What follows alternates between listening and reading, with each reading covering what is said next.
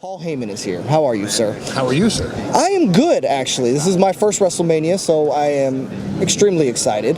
This is what number for you? I don't even know. It's my first this year. That's you and me both. We're on the same page there. All right.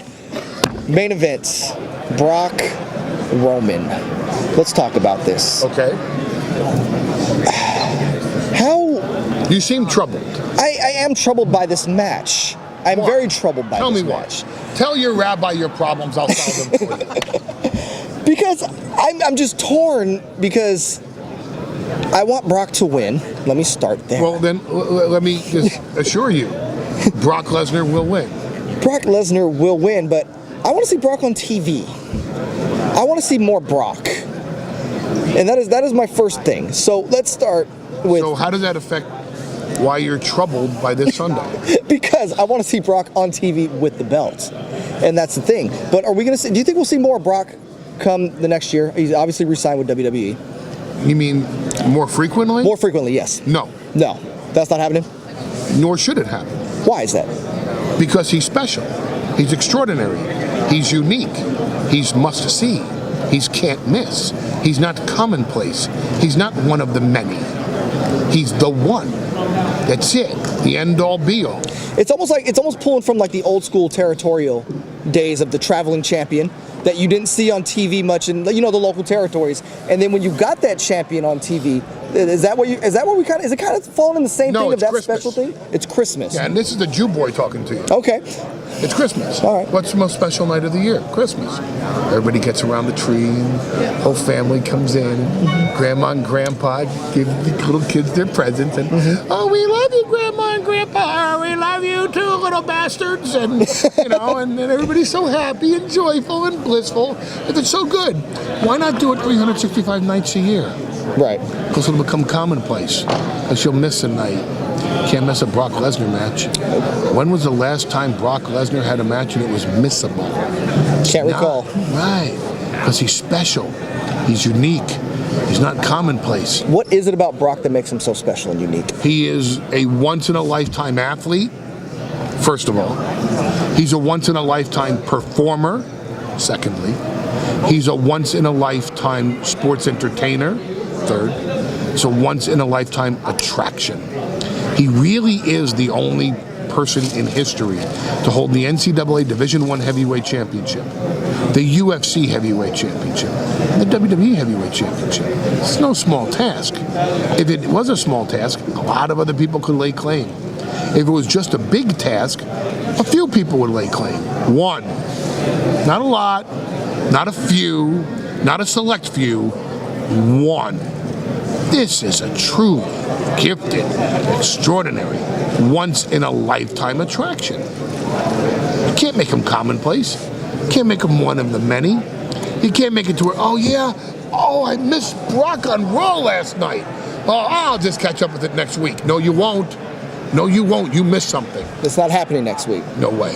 So just as special as Brock, though, I feel like you play an integral part in that with how great you are on the mic.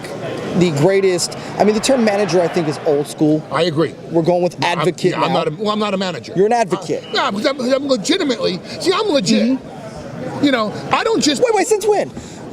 Since this run started. Okay. But hold on. Yeah, but I am. This is it. This is the legit era now. Before there were other eras, this one's the legit era. I'm an advocate. I'm not a manager. I'm not. I don't negotiate his contracts. He negotiated his own contract. I'm not a lawyer. I don't have a law degree. Right. I'm an advocate. I speak on behalf of my client. And I do. And so to say that I'm a manager is a lie. It's a role. It's a performance. Say I'm an advocate, it's for real. You're watching something real go down on television live with a live mic in this man's hand, and that man is the advocate for that once-in-a-lifetime performer. So why do you think WWE hasn't looked to get other quote-unquote advocate personalities involved? There's just you. You represent Brock.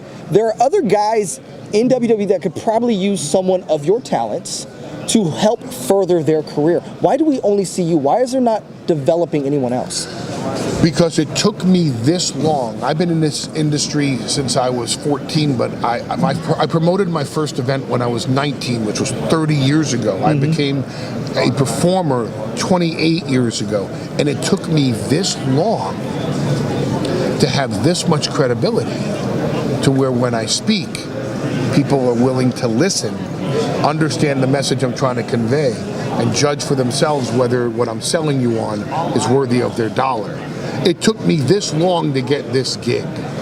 So you have to have a body of work and a track record of claims that are backed up, that people say, okay, when this person talks, I should listen. Because otherwise, if it's not the guy in the ring doing the talking, who are you really listening to? Right. Just somebody who's talented on the mic. But I'm not someone that you can point a finger at and say, he's just a talker. No, I'm a person with a track record. Correct. In this industry for decades. Do you see it hard for people to get a start like you did? You know, AWA, of course, going into the WCW. I mean, you're the only guy I think I ever watched make people cheer Jim Cornette. That's how good you were. Well, he's not good enough of an asshole. Let me rephrase that. Not good enough. He's not as much of an asshole as I can be. And he's not good enough at playing an asshole as I am. He's too likable. He's too funny. You think so? He's too witty. Yeah. But his jokes are funny. My jokes aren't funny. You know that. Well, it's real. It's from the soul. You're just being honest about how you feel about everything. Yeah. You know, I mean, my jokes are a rabbi and a priest walk in a bar, and they get their asses kicked.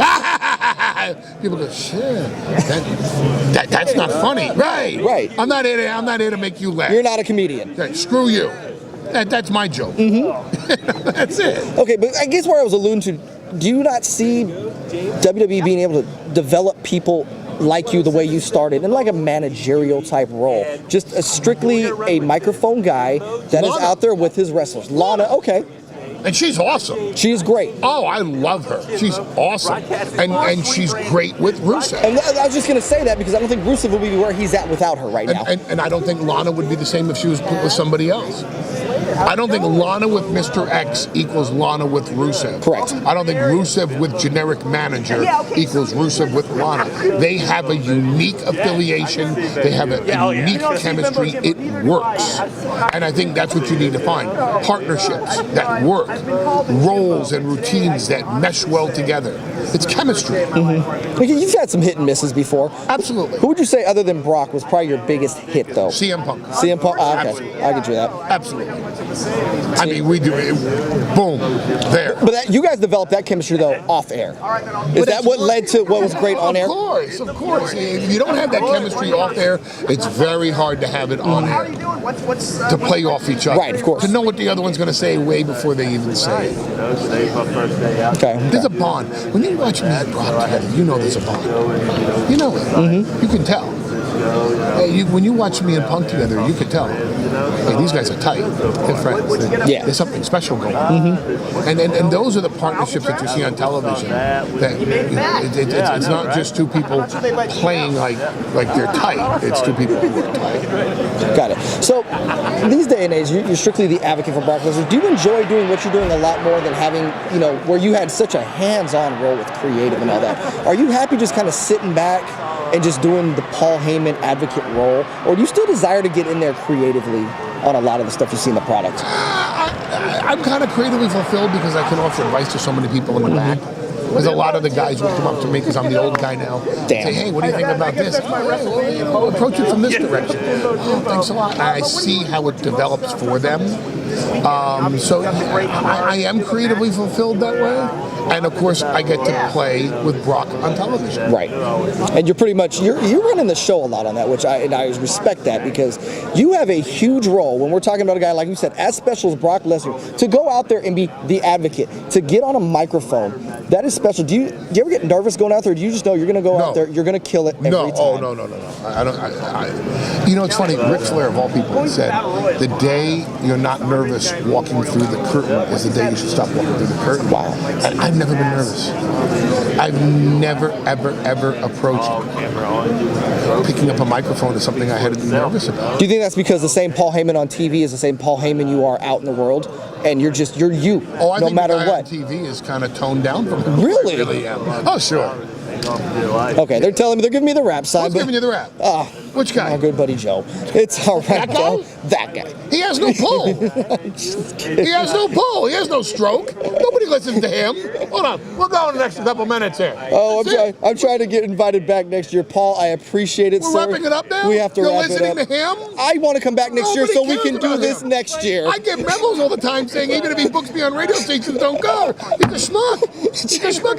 He's a horrible publicist. The only reason why they even keep him on payroll is because the kids of Stephanie McMahon's took us all the time. All right. I'm telling you, it's the truth. Don't listen to him. Keep on into it. You're going to cut me off because of this schmuck? We're going to continue this next year. The hell We're is going to have wrong a with you? great time. I'm telling you straight up.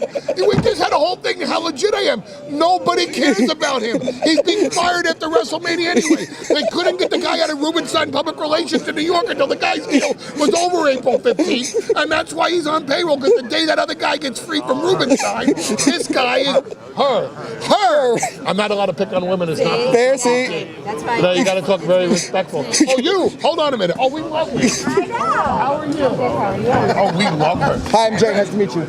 Don't. Don't. And she's hot too, Yeah, isn't she's she? cute. I agree. She can't hear And she's us. taken. That's fine. Taken, That's you know, fine. Don't. Look, But no touch. I get it. He gives you the wrap up. Do I have to go with him? Oh, she said I have to go. All right, cool. Goodbye. Great I to got see to you. run. Good to see you. All right.